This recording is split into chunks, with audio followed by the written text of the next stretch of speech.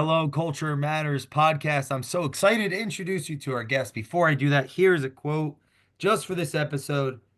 Economy does not consist in saving coal, but in using the time while it burns.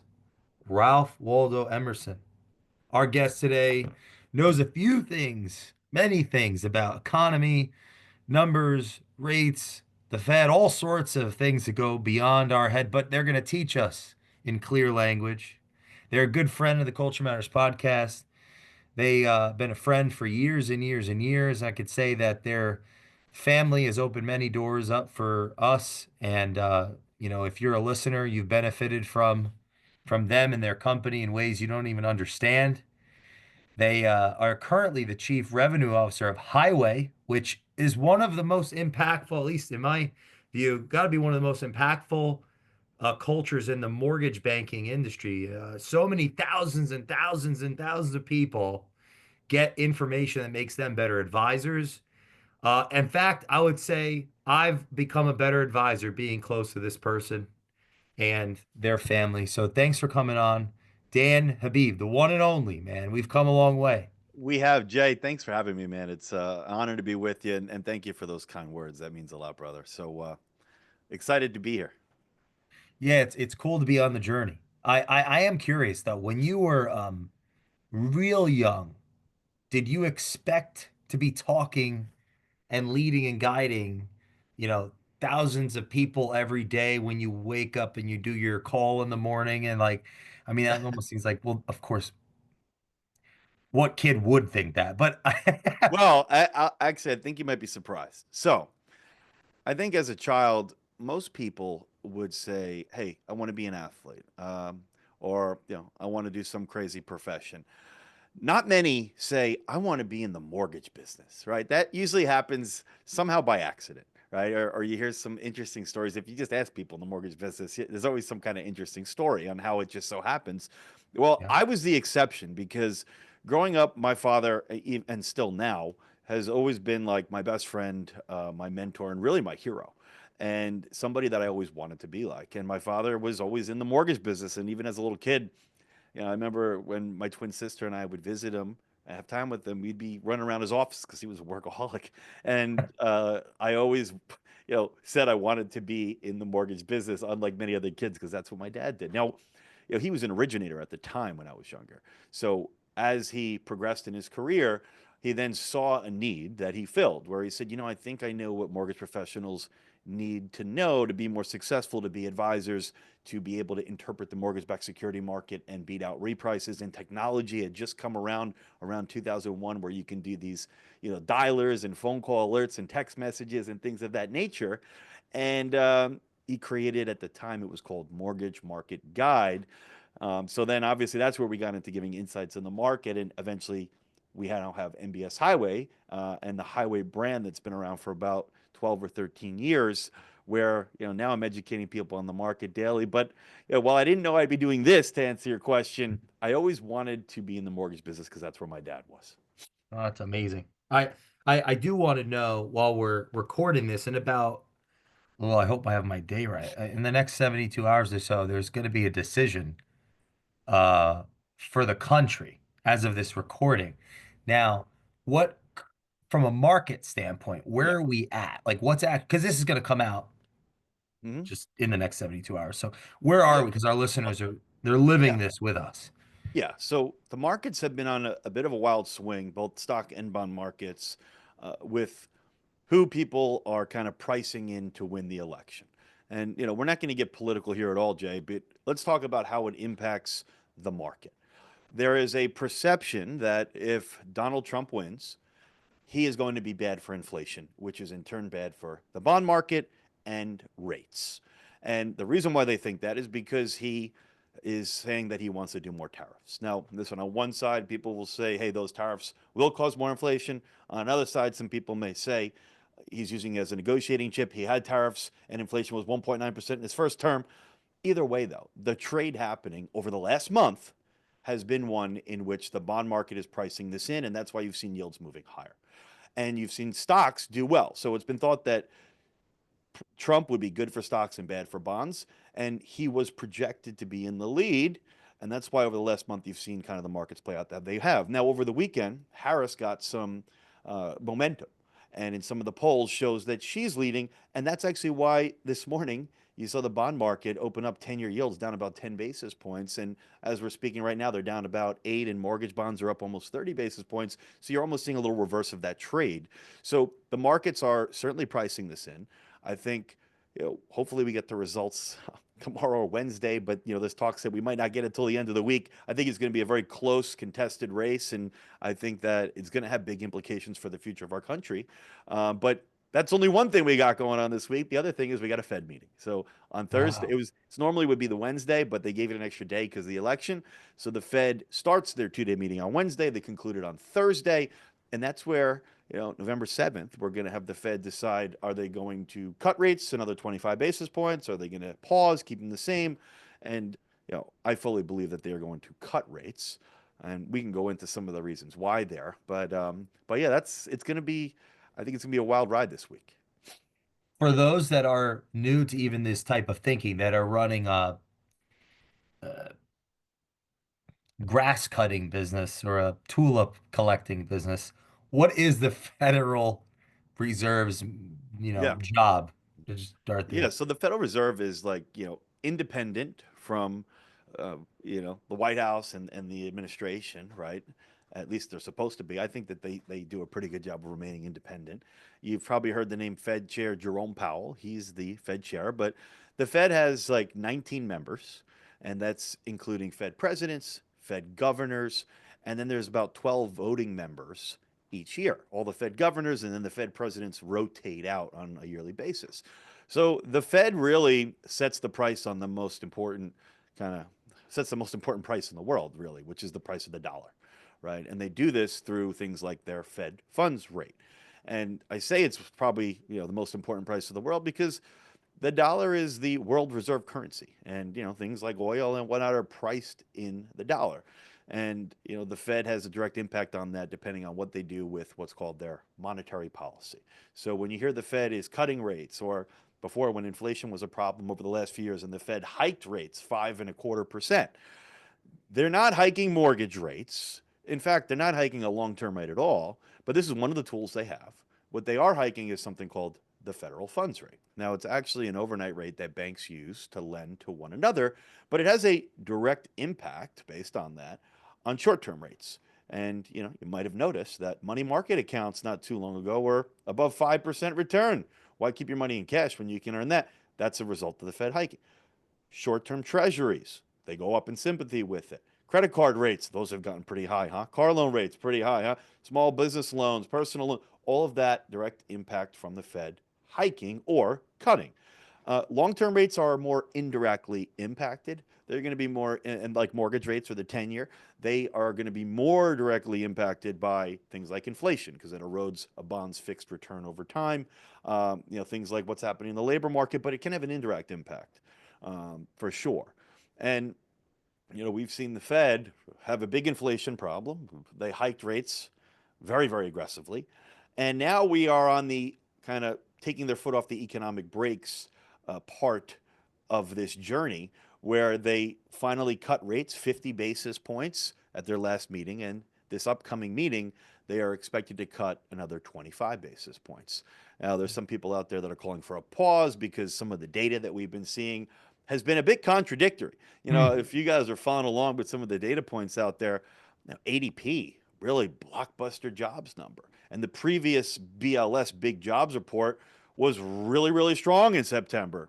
And, then we got some inflation data that made a little less progress. But then you hear from some of the Fed's business contacts in their beige book saying 75% of the country is either stagnating or in contraction, and jobs aren't plentiful, and companies are reducing their hiring. So there has been like really contradictory data out there. The Hmm. latest jobs report, very interesting, only showed 12,000 job creations. But I believe that they are kind of chalking that up a lot to the hurricanes as well as maybe some of the strike impact. But I don't think the labor market is as strong as people think it is based on the published data. For whatever reason, their margin of error has been ridiculous. I mean, they revise these numbers. They issue a jobs number that sounds like it's a blockbuster, and then over the next subsequent 2 months, they're revising things down on average by 50,000 a month. So that means like whatever your starting job number is, subtract 100,000, and that's probably where it's going to end up. It completely and materially changes the strength of the report. But those even the mortgage business know it's been a really pain point because the bond market reacts to the headline, and you see rates go higher when they really shouldn't have because it's BS data. Sometimes I think the BLS should drop the L because I'm not trying to say that there's conspiracies going on here, but whatever it is, they have a problem where they're not properly reporting the data, and then they have to revise it like crazy, and it has a serious impact on the economy because the economy trades on it. So, I'm not a big fan of that margin of error that they have there, but the Fed likes to be confident. The Fed has what's called a dual mandate. They want to see this is all the Fed's really responsible for: stable prices and maximum employment. Those are the two big things they care about. So they want to see by stable prices inflation at 2% year over year. And that's on the core reading. And then they want to see maximum employment. So things that would make the Fed hike rates would be, hey, inflation's getting way out of control. Fed's got to clamp down on the economy, constrict it, and deter demand by making the rates of things higher. But then, if they want to now be accommodative to the market or less restrictive, they cut rates to make borrowing on certain things cheaper. And on the job side of things, if the labor market's too weak, the Fed is worried that, hey, that's not meeting up to our maximum employment mandate. We don't want to see a recession. The economy's been pretty good. Well, we need to cut rates to be more accommodative so that doesn't happen. So the main thing the Fed's looking at right now is Wow. inflation and jobs, but I think they're pretty confident inflation's going to come down to their goal of 2%. It's not that far away. There's some things in the data of inflation data that are artificially keeping it high, and it's predominantly rent and owner's equivalent rent that is just it's lagging behind, and it's not representative of what the real market rents or owner's equivalent rent numbers are. If you look at apartment list, core logic, ones that are not lagging, and if you plug in real numbers instead of these artificially high ones within the inflation reports, you see inflation much closer to that Fed target. I think the Fed's not so concerned with inflation anymore. They still are, but before that was their number one thing. Now they've switched their focus to being more concerned with the labor market because we did see the labor market start to show some cracks and signs of weakness. And that is the predominant side of the mandate that they are watching very, very closely, which is why all the jobs data has even more significant importance, whether it's ADP, BLS, the job openings JOLTS report, the initial jobless claims reports that we get every single Thursday. So those I think are the real key things. But because the Fed, I say all this to say on Thursday, because the Fed's been getting conflicting signs from their data, business contacts, and they like to be confident, they are not going to, in my opinion, deviate from what their plan is that they released as far as their projections on how much they're going to cut rates. They said they were going to cut another 50 basis points this year and another 100 basis points next year. So without any clear signs, I fully expect the Fed to cut 25 basis points on Thursday. But what's going to really be important, that's kind of priced into the market, I think, though. I mean, if you look at the Fed futures, they have about a 98% chance that the Fed's going to cut. So they obviously agree with me there. But then the question is, are they going to cut again in December, on December 18th, or in the beginning, or in January? We will see. But we'll learn a lot more at this meeting based on the statement as well as the press conference from Jerome Powell. For those that run a business, what would you say? Where can one start researching and learning about these concepts for those that are not specific in the mortgage business, but are entrepreneurs this might be the first time they're even hearing a conversation like this. What would you recommend them doing? Well, I mean, you could find some good stuff just by doing a Google search, right? I mean, and I mean, the Federal Reserve is a pretty good site actually, where you can see, all the Fed members. They have a pretty good explanation there, but then also they always post any of the Fed president speeches, of course, the Fed statement, their projections, their dots plots, and whatnot. So it'd be right on the FederalReserve.gov site. You can find a lot of good information, but obviously I'm partial, but if this is the kind of stuff we break down every single day at MBS Highway. Um, But Yeah, you're blowing. I'm just thinking in the shoes of the listener, because this is the first time you're coming on talk about this, that the types of conversation we usually have on the show. I just had an image of like us entrepreneurs listening before this conversation. They were driving on an old dirt road, and now we've just put them on the highway. And you know it's what? like, whoa, what life are you living in? Meaning like this is a good thing. I'm so hungry for information right now. Well, tell me, Jay, is the audience predominantly in the mortgage and real estate space, or it could be any business? Oh, I mean, we have a lot of mortgage and executive, but also founders and executives outside in many, Gotcha. in all sorts of verticals. Yeah, Well, just I think this concept is, and these things that we're talking about are important for everybody, because I don't care what business you're in, the Fed hiking rates or cutting rates is certainly going to have an impact on borrowing costs. Inflation is, I mean, everybody's feeling inflation, right? Here's the thing about inflation.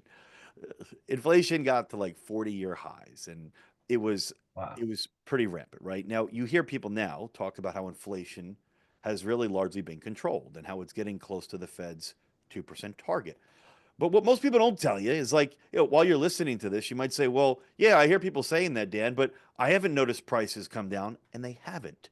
You see, the Fed's goal is to see prices only increase from here at a 2% rate. But all the inflation from the last 5 years, the 25% inflation, that is still baked in there. And we are seeing just a slower pace of price increases going forward from here. And just to really take a step back, for those of you that maybe aren't familiar with the word inflation, the textbook definition is too many dollars chasing too few goods, which bids the price higher. It inflates the price, right? However, I think an easier way to think of it is inflation is literally the rate at which the price of goods and services is either rising or falling. You can have inflation or deflation. And the Fed's goal is to see products and services only go up in price by 2% a year. Now, it's kind of an arbitrary number that they picked, but some would Mm. argue that 2% inflation is not good too, because it still erodes the value of your dollar significantly over time. But I think the Fed feels comfortable with it because normally you see incomes going up at a faster clip than 2% per year. So theoretically, you are more than keeping pace there, and things could be getting, Mm. but it never works out quite that way, especially when you have a government that is spending like we are. Like it's going out of style. Like Mm. we're spending like the highest percentage of GDP since like World War II. I mean, it's insane how much we're spending. It's very irresponsible, and this is a big reason why we're in the trouble that we're in, as far as our debt levels are. The interest is now over $1 trillion a year, and it's Whoa. also a bad thing for inflation. So we have a spending problem for sure. But I think this stuff is important for everybody because, I don't care what business you own, inflation's a very real thing. And also by the Fed hiking, or now they're cutting rates, that certainly can then ease things for you as far as some of your costs, some of your borrowing. And now, mm, as it relates to, let's say the mortgage professionals that are listening, Mhm. how can they arm themselves in Q1 of 2025 to be the most successful? Well, I think, the mortgage business has been a tough one the last few years. I mean, it was it was really crazy, like during COVID times, where we had rates that were exceptionally low.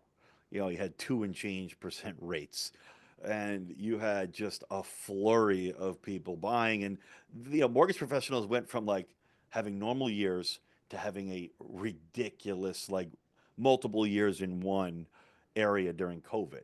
And then what happens is it's like, you staff up to get the business through. And then what happens with people?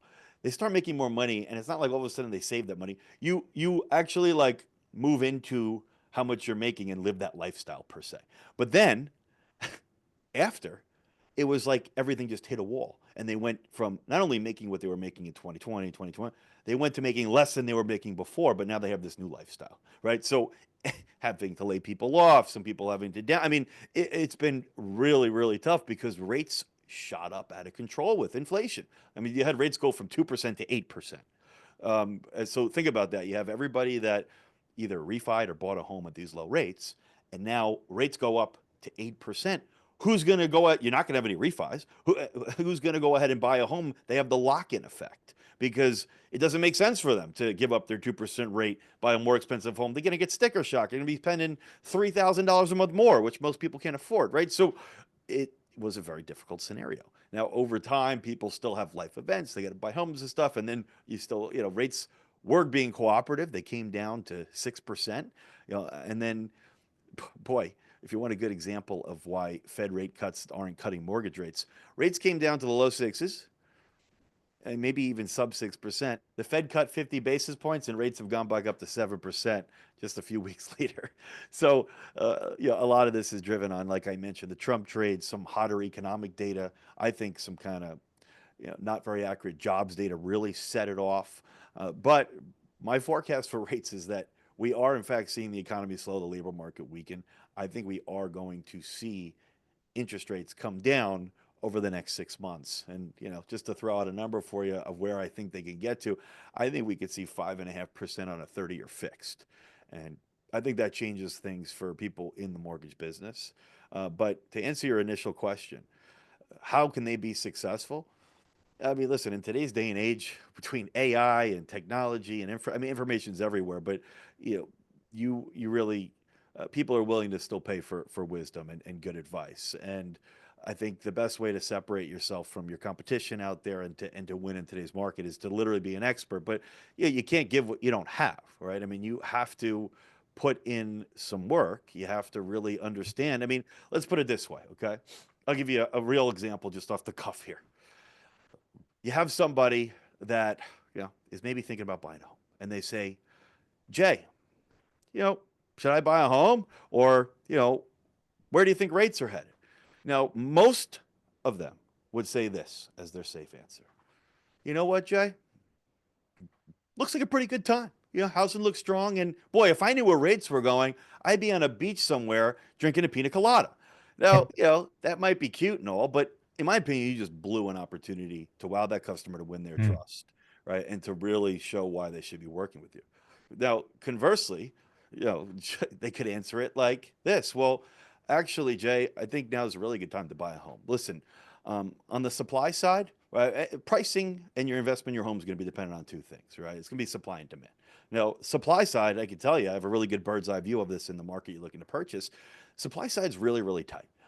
We are 30% or 50%, depending on the market, below normal inventory levels pre-COVID. So it's very, very tight from the supply side. Now, the other part of the equation is demand. And demand is most going to be influenced by rates.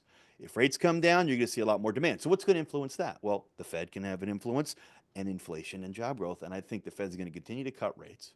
I think you're going to see inflation continue to moderate. And we are seeing some cracks and weakening in the labor market, and that will cause mortgage rates to come down. And the NAR says that for every 1% drop in rates, you have 5 million more eligible buyers. So I think now's a really good time to buy and not wait, because you are going to do really well on home price appreciation being supported into the future, because we're in a tight inventory environment and you're going to see more demand step in as rates come down. Now, listen, I just came up with that off the cuff, right? But, are you going to go with Pina Colada Boy? Or are you going to go with somebody that's an advisor that you perceive to be an expert, right? And that goes for any field. So I think you need to be able to really be a master of your craft. People, I think, in any relationship, I think the biggest thing is trust, right? I mean, think about your personal relationships or business relationship. When there's not trust, I mean, especially in a personal relationship, things don't go too smoothly, right? I mean, there's a lot of friction. But think about in a relationship where there's trust that exists. I mean, things just go so smoothly, so easy. Well, how do you build trust with your customers? Well, one way is vulnerability, right? And vulnerability can be a tough one, because if you might perceive, your ego gets in the way. You might perceive that, hey, if I show weakness, maybe that person won't want to work with me.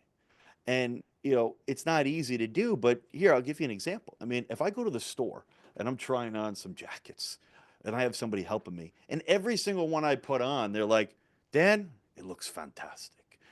I'm not going to trust them. But you know who I'll trust? Mm. I'll actually trust the one that shows some vulnerability, that says to me, you know what, Dan, I want to get that one. That doesn't look good on you. Now, they're telling me something bad, but I trust them more. If I go to a restaurant and I'm like, how's the salmon? And they're like, I wouldn't get that. It's been sitting. Or you know what, sir, you've already ordered more than enough for your table. You don't need to order any more. They're literally putting a cap on the bill and their tip. and they're putting my interests ahead of theirs. You're telling you something bad and you trust them more. So I think in any relationship, but especially in business, showing vulnerability, not just pointing out all the good things, but pointing out the things they should look out for as if they're your friend or family member is one really good way to build trust. The other is simply with knowledge and being an expert. People want to work with people they perceive to be a master of their craft. They perceive to be experts. They're willing to pay for that. And you want to be magnetic. Well, that's a really good way to do it. So I think there's many ways, but those are two of I think the best ways. So to your question on what a mortgage professional can do to be successful in this market, be an expert and really truly be an advisor, and do some right things strategically. Right, meaning, okay, Dan just laid out why rates over the next 6 months are going to come down. Well, are you waiting for them to come down before you reach out to your database of customers that you have? Because we just saw a great example of rates go from 8%, let's say, down to 6%. And they dropped down to the low sixes for a brief period of time. Now, people that were prepared, boy, did they capitalize on that opportunity, but it was short lived. The ones that waited for rates to come down and then called their customers, they're playing phone tag. They tell them, but by the time they're ready to go, rates already moved higher. So you need to be calling your customers now and establishing a strike rate with them. Meaning, hey, Mr. and Mrs. Mm. Customer, you're at 7%. I want your commitment because, as you just saw, the opportunity may not last long.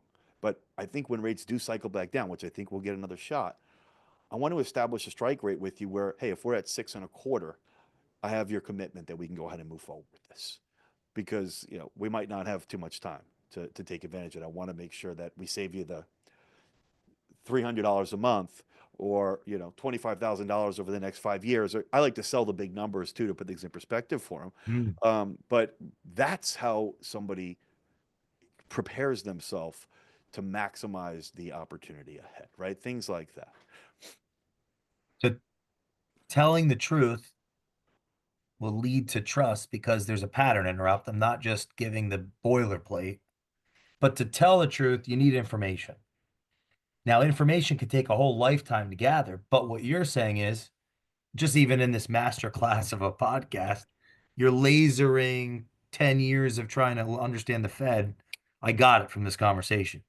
Our listeners that aren't around these conversations, maybe they could listen to this 5 times and they're going to already think to. So I just want to make sure I'm following correctly. Like to build trust, provide value, so tell the truth.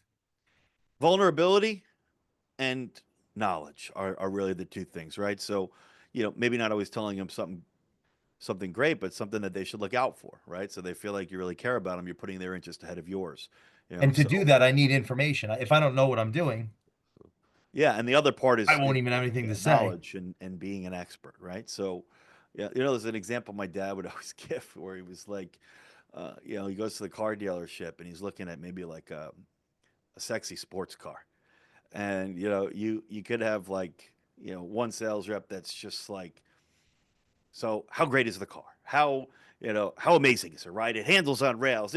And then the more effective one is asking interrogative questions like, what are your thoughts? What are your concerns? But then if you don't have any concerns, actually pointing out the concerns, meaning, listen, I'm glad you love the car, but the types of wheels, the types of tires, because it's such a performance car, are summer tires. They're a really soft compound. It's an expense that you have to consider that you're gonna be burning through these tires much more than you would on, let's say, your previous car.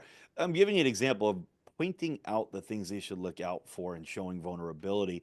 It's counterintuitively, it builds so much trust with the customer where they want to do business with you. That's one part, and the other part is knowledge, right? And I think it's applicable to any industry, but it's obviously going to be a little bit different, where we're talking about mortgages or cars, whatever it may be. Well, yeah, let's say that I really aspire to be an advisor within the context of the mortgage industry. I'm sick of driving on this dirt road. I want to be on the highway. How can I best take advantage of this information, this fire hose of like, give me like for Yeah. dummies almost like I'm signing Well, up today for MBS. Like I want to, yeah, because I'm surrounded by books in my office, for example, right? Like I wouldn't even know, I know where to go because I've read these. You might, or some stranger come into my office and think, what is that one? What is that one? What is that one? Oh, hey, here it is.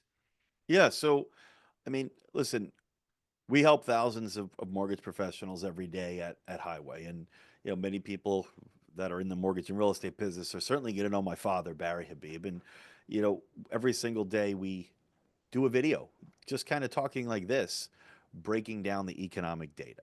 Every day almost we get economic reports that are going to impact the market, right? So I think that's a pretty good place to start with what's going to be impacting rates. I mean, you got to have an understanding of what's happening in the market. What's the data coming out? And maybe not to the extent that I go through it, but having a general understanding of it and how that impacts the market. And we make that easy for you if you're a subscriber of MBS Highway, where every morning we give you a truncated version that you can then go ahead and take and use in your conversations and then sound like the expert. I also think you need to leverage technology.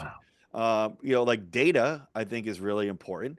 Somebody wants to buy a home or is questioning buying a home, data and tools can be really helpful, right? So, maybe they hear that the market looks weak in housing. The media is always negative. They've been calling for a housing bubble for the last 10 years, and boy, we've seen nothing but price just go up, ridiculous amount, right? If you listen to the media, you missed one of the best wealth generation opportunities of our lifetime. So, well, what if instead of just letting them be susceptible to that, saying, hey, oh, you're going to buy a home in Homedale, New Jersey? Here, let me show you what the forecasted appreciation is in that market. And let me quantify for you what that means over the next 5 years, 10 years. You're going to make $400,000 based on the forecast in that market. Yeah, maybe rates are a little bit high right now, but boy, look at this financial opportunity. And, or maybe somebody wants to wait for rates to come down before buying. Using a tool like a cost of waiting tool, where, okay, if rates come down, you're going to have some savings in rate. However, most people aren't contemplating that the home's going to be more expensive because of appreciation if they wait a year. And if you want to have the same loan to value, basically still put, let's say, 10% down or 20% down, you're going to have to borrow more. So the price difference isn't going to be that much on a monthly basis.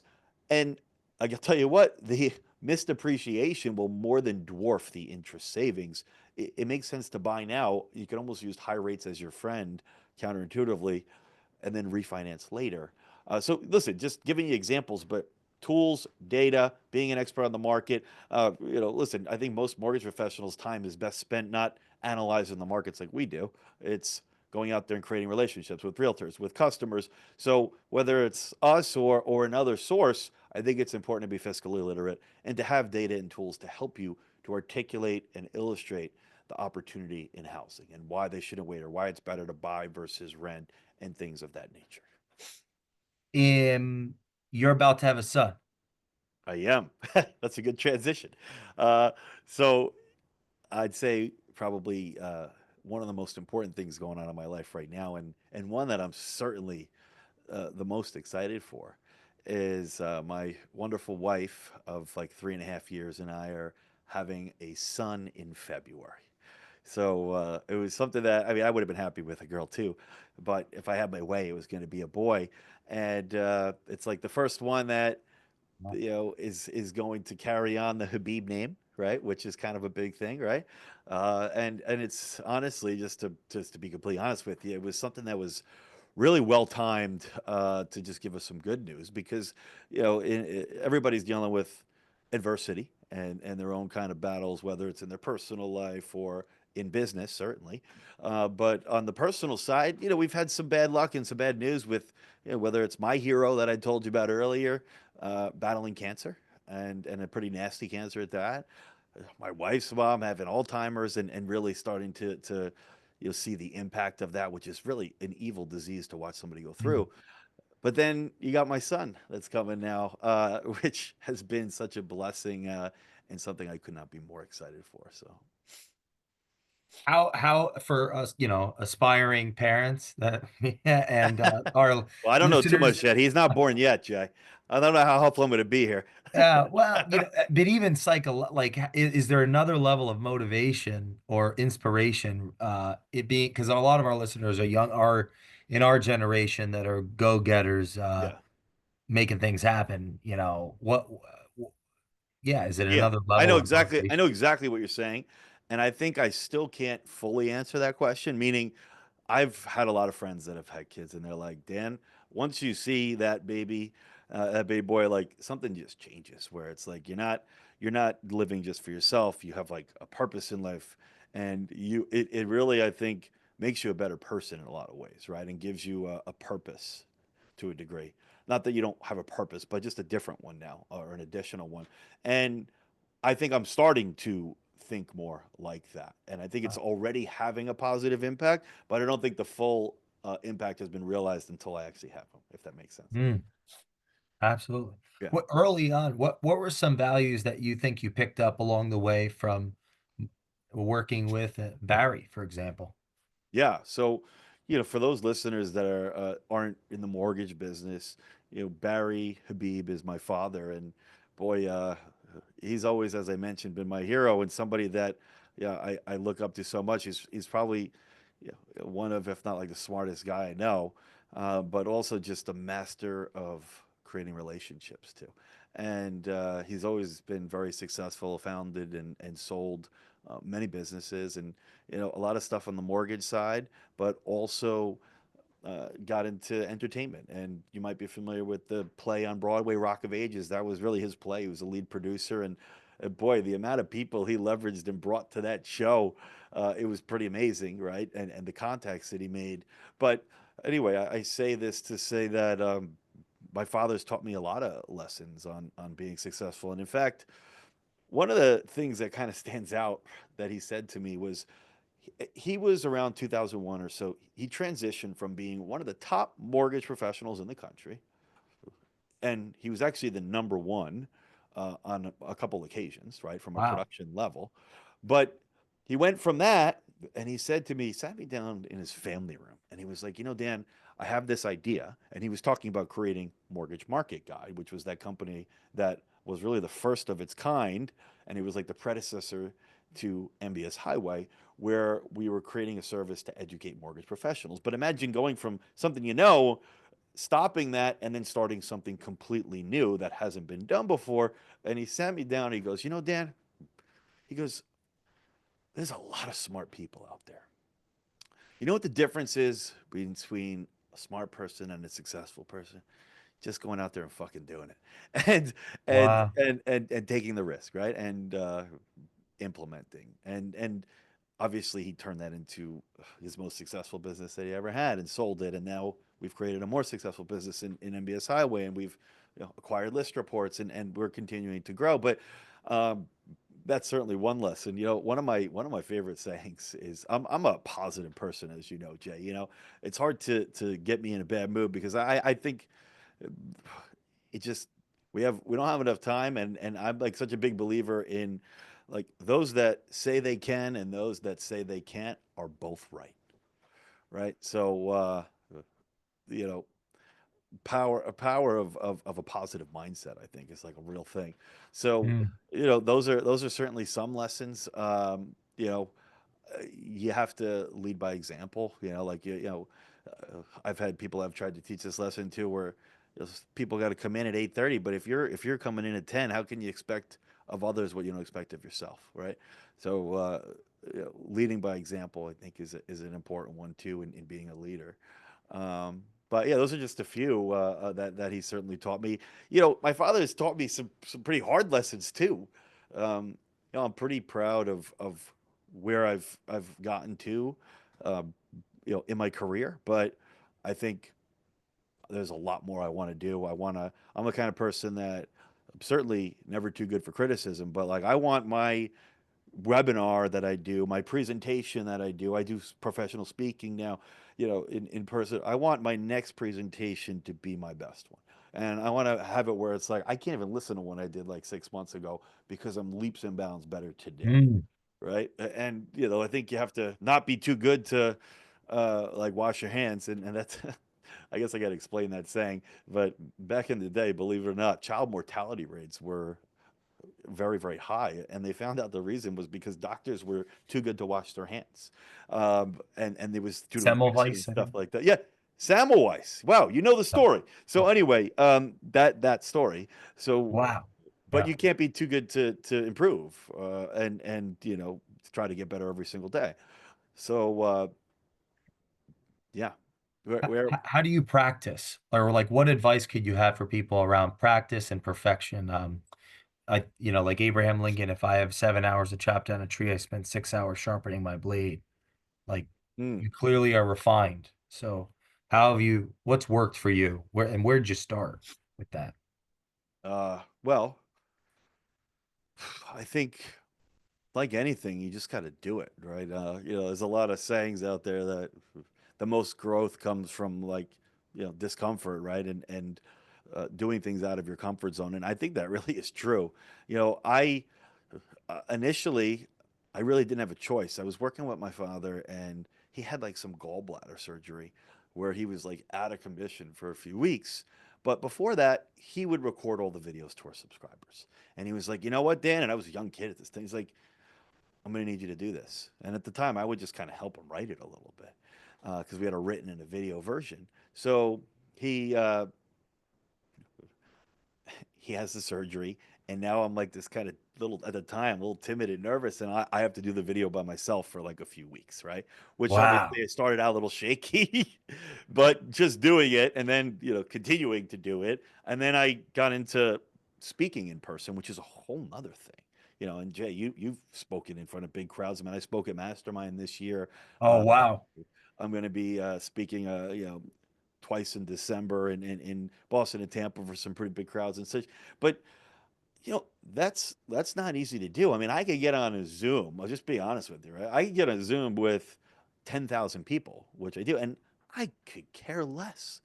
But something about once you get in person in front of a big crowd, it feels different. It's like I think it has to do with maybe like what do I do with my body in space a little bit, if that makes Yeah. sense, right?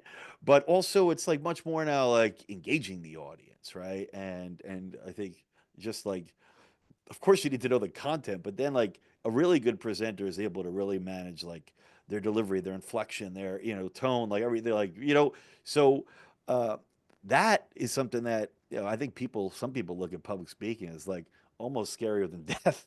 So that's something that I've really tried to grow in, and I still have a lot of work there to progress. But I'm happy to say that my last presentation I think was my best, where I really felt like a breakthrough, or feeling more comfortable up there. But it's just to answer your question, it's just doing it, man. It's just you have to learn the lessons. You have to put yourself out there and be uncomfortable. You're gonna mess up, 100%, but that's part of how you learn. And then if you keep doing something enough, you're going to get better at it. And you don't want to you want to have some good mentors. I mean, the perfect practice makes perfect kind of thing, but Yeah. but no matter what, I mean, repetition and not being afraid to fail and continuing to do it. And um, I didn't finish my one story. I told you my dad taught me some tough lessons, and I was saying how I'm proud of how where I am today. I still have a lot of growth that I want, but when I was younger, man, I wasn't always doing the right thing. Um, I was a little bit of a madman when I was like in college. I liked to go out. I was in a fraternity, and I was working for my dad, and we had a growing company. And instead of setting the right example, boy, I was coming in late, or maybe not showing up. Going out too late and stuff while I was, and he fired me. And for maybe like I don't know 2 years or so, I mean, not to say that this is not an honorable job or anything. So, but from doing what I was doing, I was working at Sports Authority while I was going to Wow. college instead of there, and certainly learned my lessons about, not blowing opportunities and stuff. But that was a hard lesson that I learned. But obviously, eventually, I ended up getting another opportunity. But yeah, sometimes you gotta fail too. But yeah, I think we were talking about why some of the lessons that he's taught me before. So. That's amazing. Yeah. Uh, do you have like any word tracks that go through your mind when you're in a state of doubt or discomfort to try something new on that next level, or No, advice you can give to somebody like I that's don't have any word. I'd love to hear an example of one, to be honest. I'm just, even something as subtle as like I can, I was born for, I thought off the top of my head, there's a picture I keep out in the hallway here outside of the office of Joan of Arc, Okay. who was 19 years old when she led I believe it was the French. I hope it wasn't the English, and I have that backwards. To victory is like a big victory, Joan of Arc, Uh-huh. and it's I was born for this is one of her quotes. Ah, I like that. Yeah, there's a Mark Twain biography on Joan of Arc. She was a teenager that was a product of her times, and something of that stature. Like I was born for this. This is my fate, or this is my calling, or because when we face the crowd, Right. we're seeing the best and worst of ourselves reflected back in them. Yep. Yep. It's like that feedback Yeah. loop. Yeah, I don't have like a I was word curious if track. you I had just something. I Yeah, just like get out there and just like, all right, we're gonna we're gonna I mean, I'm a person that doesn't usually have like anxiety or anything like that. My wife, she yells at me. She's like, it must be nice to never have like be anxious or have anxiety. She's like, no matter what's happening during the day, at night, you put your head on the pillow, you fall asleep in like 30 seconds. But I will say this, well, that's me most of the time. The week I'm speaking, man, I find myself waking up in the morning and like I feel like I got a little anxiety because I'm thinking about it, right? My mind's racing because it's important to you because you want to do a good job, and now people are paying me to speak. I want to, make sure that I'm giving them my best, and I care. So certainly I still get anxious and nervous stuff. And it was something that was comforting actually for me to hear. My father, at least in my opinion, is by far the best speaker or one of the best speakers in the mortgage and real estate space. and beyond, really. I mean, Right. Yeah, and just speakers in general, right? yeah, Uh, the level of detail he puts in compared to those he's even he's he's an outside of un the business is he's kind an of he's an unbelievable yeah. presenter. you know, and it's funny. It's like afterwards, people come up to be crying, laughing. They won't want to line up and take pictures. He's like a celebrity. But he told me, I see him now, right? And you see the product of his 30 years of speaking. But he told me that when he first started speaking, he was so nervous that every time before he spoke, he would go and throw up in the bathroom because he wanted to do a good job and they were paying him and he was like, he was nervous. And obviously through repetition and practice and continuing to do it, I don't think he gets even an ounce of nervous now, to be honest with you. But that takes a long time to get to that spot. Hmm. I have to I believe it's season one. So give shout out to Barry. If the listeners are listening to this, he's been on multiple times, the Culture Matters podcast. We're on season like 70 something or what have you Well, today. you pump out a lot of episodes, Jay. I got to give you credit. Well, and I'm the product of the people that I get to be around, like yourself, like Barry, like some other mentors and role models and unbelievable people. So yeah, I get to benefit from. We have lots of stories. I can think about being behind the scenes and watching you guys put together your presentations and the level of effort you put into that. Don't think for a second that doesn't, even if I'm not aware of it. I mean, I'm starting to share some of my thoughts, the goals in a regular cadence through the Culture Matters podcast. Mm. How could that not be at some degree a byproduct of the example that you guys set every day, showing up, sharing information and knowledge? So I really want to thank you That's for that. that's Thank you for your kind. example. That's kind, brother. Thank you. What it says, see that the tide raises all ships. Rising tide raises all ships, I think, right, or something like Yeah, that. Is that what it is? and it also sinks ships that aren't prepared. So in the closing, I actually want to ask you, if you had to really urge a listener that's about to give up, that's about to quit, that's not sure, their next five moves, and you had to shake them so they don't drown in that sea of uncertainty. What do you say? What's your advice? Boy, I mean, most people give up like right before success, honestly.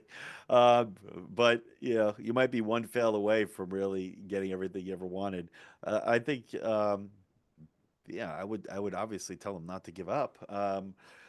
You know, I think when you put things in perspective, it's like we really have like and like I've been reminded of our morality with some of the things going on in my personal life, and it's like, man, we really are only here for a very brief period.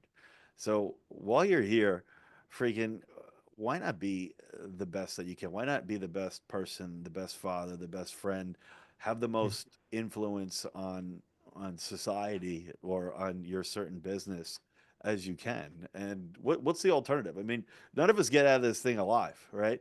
So yeah, it might be easier to give up, but uh, you know, we only get one shot at this. Don't ever give up. Dan, you're the man. If you're listening to this episode, follow Highway.